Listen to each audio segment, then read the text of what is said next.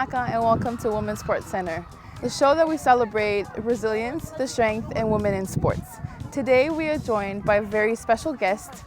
She works behind the scenes with the Rugby League.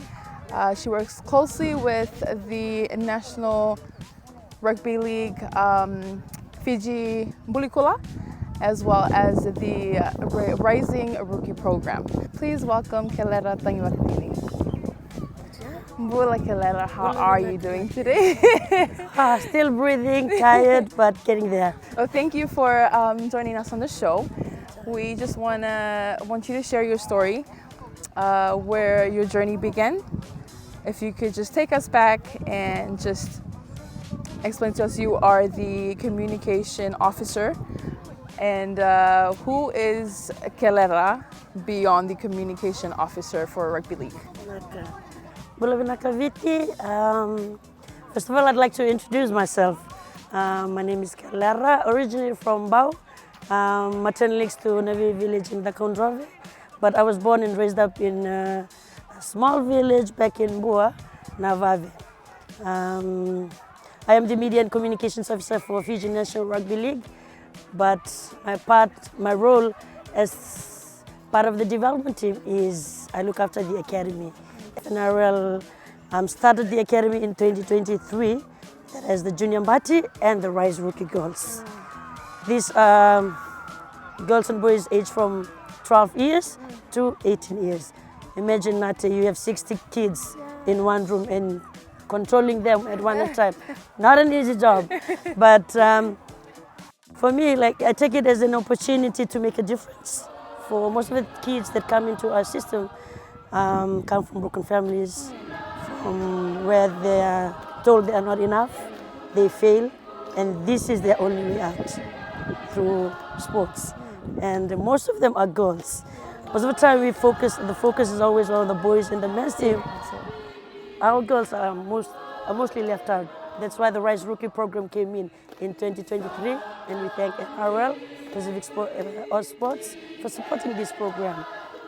First time when the Rise Rookie came in, because for us, Fiji is a rugby union nation, and that's the biggest challenge we face, is that most girls are not, not informed about rugby league. But when we include these young ones in the program, starting from the development, that's where we started the development program from the young ones, from the primary school, then the secondary school. And then when they come into camps, when we scout the girls from wherever we go do developments. And then when we scout them, we try. My job is to make sure to set them mentally, spiritually, and physically. And I tell you, it's not an easy job. Most of the time we remind the parents. Most of the parents come to us and say, I'm not able to control my child. And what we tell them is, why? That is your child. But something that I've learned now while looking after these girls, these kids, is what they need is love. That's what's missing. That's what I always remind the coaches. Field is always the last thing. We change the mentality first, change their heart first, then 100% on the field. And that's my work behind the scene. Look after them when they wake up, look after them, make sure their meals are on time. They're even given duties, Nati. They wake up, they follow their beddings, everything, nothing special. Most of the time they only see the results out on the field. They don't know how we prep them, so that's how we prep them. They're given the duties, bathroom duties, pick up the rubbish together, like normal duties we do at home. Yeah. Because most of the kids that come in, some kids are, they are provided really well. Yeah. And then we have kids that nothing at all. Their parents just send them, okay, just go, just for the sake. And whenever they come into camp, what we do is that we provide cartons. That's where they put the Colgates, the toiletries, so that everyone can share. Yeah. And something that we remind the kids is, where you are, whatever situation you come in, that's more than enough. Yeah. We come and teach them that, you are equal to everyone. And that's where we change the girls' attitude. That's when that's where I believe that that is always left out, especially for us young girls growing up. You know, what I've learned with these girls is we girls mature fast, we mature quickly, and then when we come and set them in the right environment, they go out there and show and perform. And yeah. That's so true. No, it is really true, because a lot of people don't understand that there are so many talented kids, and they miss out on these opportunities because of that, and they don't have the support at home, or they don't have the resource for it. And it's awesome that we are able to see that that's a program that you guys are building, and a lot of young athletes are going to be so lucky to be, to join that program. Why is communication and media so important for women in sports? Yes, when I joined in my experience, when I joined in, because Fiji Bulukula just started in 2019, then lapsed off because of COVID-19. It came on a break, and then it continued in 2023. So there wasn't much focus on the Fiji Bulukula compared to the Fiji Bati. Then when I joined in 2023, my aim was to make sure to tell these girls' stories. From the Rise Rookie program, we've had girls coming in from the Highlands, and then we've had from Nandronga, Navosa. And when we tell this girl's story, it challenges other girls from the Highlands. That if these girls are doing it, why can't we do it? And that is, I believe, that is why media is very important in telling these stories, especially girls, women in sports. Because I've seen what sports can do to young girls, young women, and parents also, and to our family. We've had a girl come in into our system right from Kandavu. Never played rugby, never even touched rugby ball. When we visited Richmond High School in Kandavu, head coach Wise saw her and said, get her in, we include her in our Rise Rookie program. She was one of our first academy players as a Rise Rookie. Came in 2023, enrolled her in Silver, trained for 1 year, and she got debuted for the Fiji Bulukula last year at 19 years old. Came in 17, developed her, and now she's into Fiji Bulukula, and then we're trying to get her into the FNRL system. It's just easy. But we believe when we tell these stories from grassroots, it challenges other girls that say that they are not able to do it. So when we tell this girl story through media, I believe that is where that is a very important role. Absolutely. Thank you so much for sharing those stories. And I think we're also inspired hearing those. And there's a lot more where that's coming from, and we're excited to hear more about it after we come back from the break.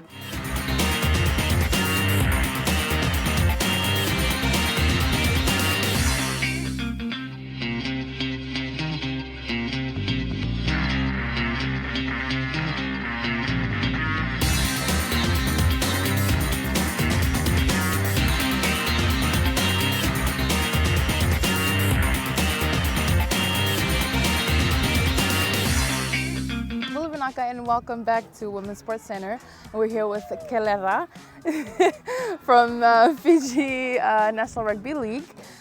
We touched a bit about your experiences and your being able to reach out to other players. Talk us a little bit about reaching out to, you had a little trip to the village, overcame some challenges. If you're able to just share your story with us. So, for us, FNRL, we have a team, it's called the development team. We reach out to villages and places that reach out to us that need development done in their villages. So one of the villages that we went to was right up in Namosi. We went in 2023. First time we went up there, we said, oh, we're almost reaching heaven. The long journey.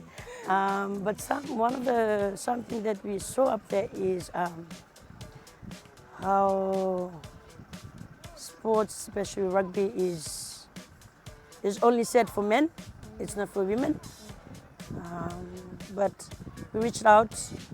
We thank Namosi Highlanders for allowing a women's team in their program, in their team.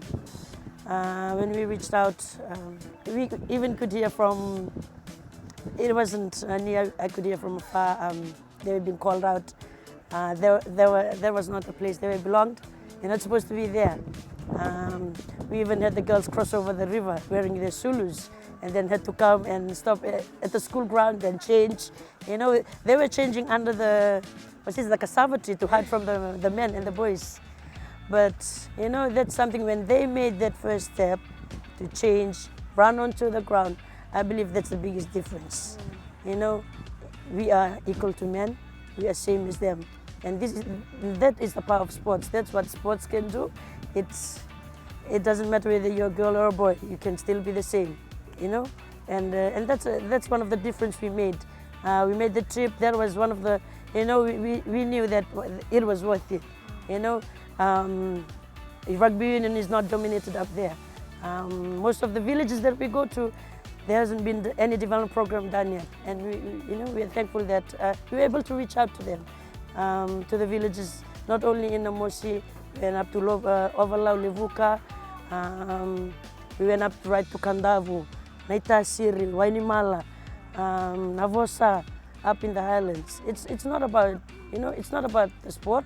But it's about letting girls know, letting women know that, you are also equal, that there is more beyond the village.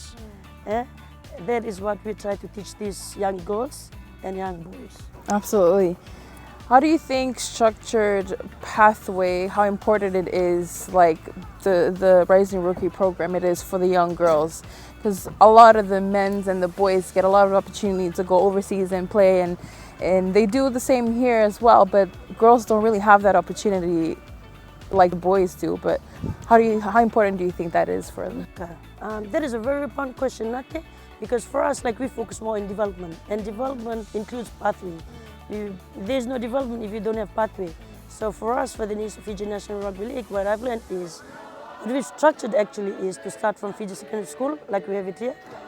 From there, and then we have the club games. After the Fiji Secondary School tournament, there's club competitions, Portfolio Cup competitions, where we also have the women competition. That's where the secondary school girls join the clubs, and then from the clubs we pick up the Rise Rookies. What I've learned, when we pick straight out from secondary school and go to the Rise Rookie, it's really hard for us because we have to change their mindset, their heart. But when we see them, they come from secondary school to club level, and then to the Rise Rookie, and then to the national level. It's really easy. The pathway is really easy. So our pathway is this: FNRL, Fiji Secondary School, and then club games for full competitions, Rise Rookie, Fiji Bulukula, NRL, or club overseas. That's it. How exciting! It's so it's so awesome to hear about that. And then, what kind of transformation have you seen the girls who go through the Rising program go through? Like, what the? Every time I get emotional when I talk about this topic because I've seen girls that have come in that have come from, most of them, when you ask them, why are you not performing? Why are you, the ball is always falling. Why are you not coaching the ball properly? Because this is for us, if a player doesn't perform on the ground, head coach will ask, why isn't she performing? What is wrong with her? So what I do is, like, I have a one-to-one session with them. In the academy, I'm like the mom, more than the mother.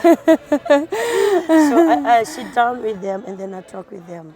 What I've seen, Nate, is the excuses that the girls give is, most of the time I'm just being by myself. Even though both my parents work, I don't feel that love. The simple question, how are you? How have you been? How was your day? That's what they miss out. And I've had girls that have been told, that you're not supposed to be there. They've been told that, that word, ulkau, that you're not being able to. But when they come and spend 2 weeks with us, when they go back, oh, I tell you, they are different. They are different. An example is this. We had the Rise Rookie camp. Canada Ravens came in last year. They came to challenge the Rise Rookie. The Canada Ravens are like, national team. Rise Rookies are like the secondary school team. And then we thrashed the Canada Ravens. Something we teach in the academy is, it's to use your head and your heart. That's where you will be able to make it far in life. It's not just about sport.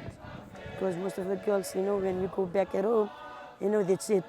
You just stay at home. You think back in the village, that's the only thing. But when they come to the academy, we teach them, there's more to this, there's more than that. It's not only here. And the transformation we see in them that, that I am equal to the other team, the junior Batis. I'm equal to the Fiji Bat. I'm equal to the Fijian Drua. That's what we see, the transformation that they do. And they go far. We've had girls joining the military, joining the Fiji Police Force. We've had girls travel overseas for their contracts. Yeah, that's the biggest transformation. And that's the most satisfying thing about this work, I tell you. Even though I feel like giving up every day of my life, when I see a kid, just getting on that plane and flying, I said, oh, my work is done. And they're so blessed to have this program as well. And it looks like you guys are doing an amazing job for these young girls. And I know a lot of older players wish they had a program like this, and it's awesome that NRL Women's is growing as well, because there's rugby and we hear a lot of that, but hearing a lot more of the stories from the female NRL is absolutely amazing, and we're excited to hear more about it. But we'll come back after the break and just hear more exciting stories about them.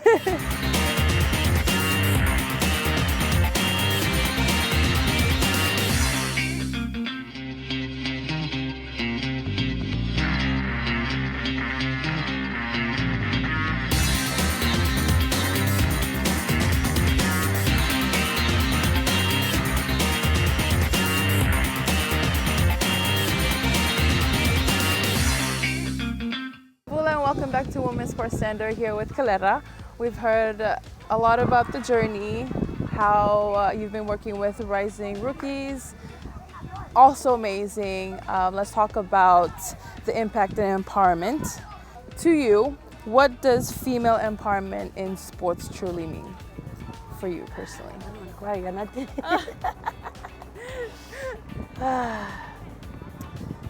To me, my experience means so much. It doesn't only mean sports, it doesn't only mean on the field. To me, being able to even wear that boot and step onto the field, that's the biggest difference. And being able to tell their stories, I get emotional when I talk about this, because I've seen, girls come in and change. I've seen when you're able to tell their story, empower other girls. And then we're able to cover the Fiji Bulikula first time qualifying for the World Cup. That is inspiring. This year the Fiji Bulikula entered the World Cup for the first time since it started.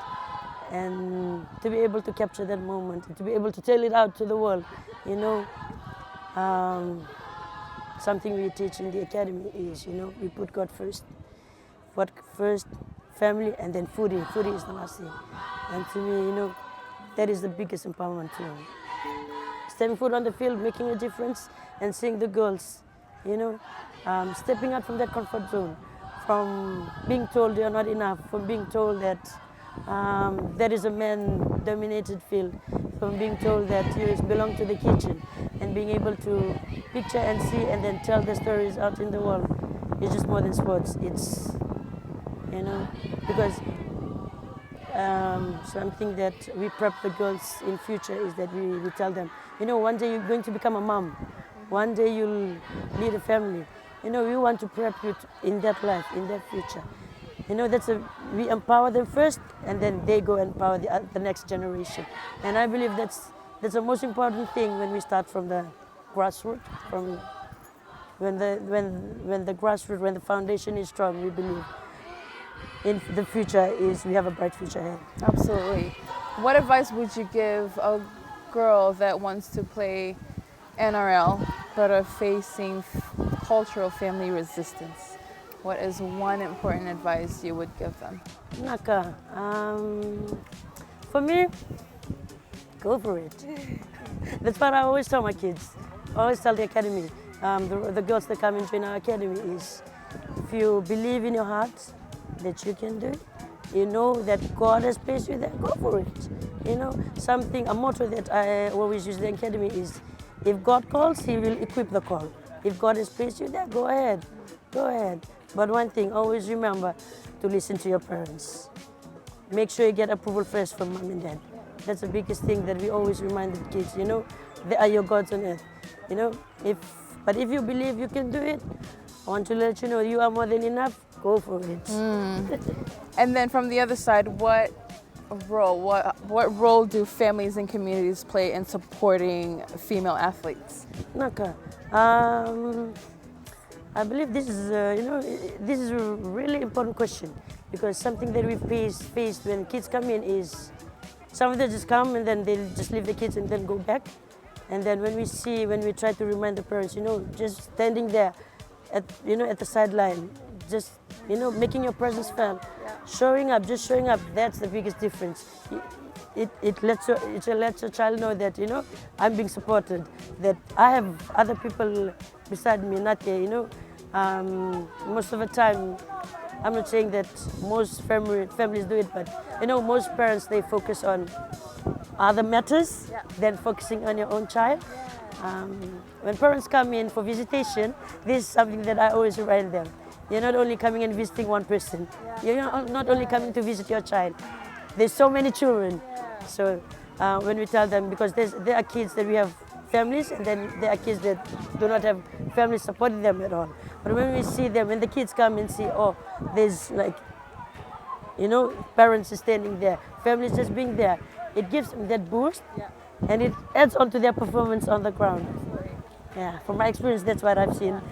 And I've experienced this as well, because I know Dad attends almost every single game. And by the end of the season, my whole team's calling him Dad. Not even any other name. They see him and they're like, "It's Dad." And they're like, "No, that's my dad." And I'm like, "Okay, yep, that's everyone's dad. It's good." And they love having that support as well, especially when their families can't come from that far. And then what are some misconceptions about women playing rugby league that it still needs to be changed, do you think? Yes, we still have, in our Rise Rookie program, what I've seen is that we still have, people telling us, cut off that program, it's useless. It's better to teach them, what women need to learn.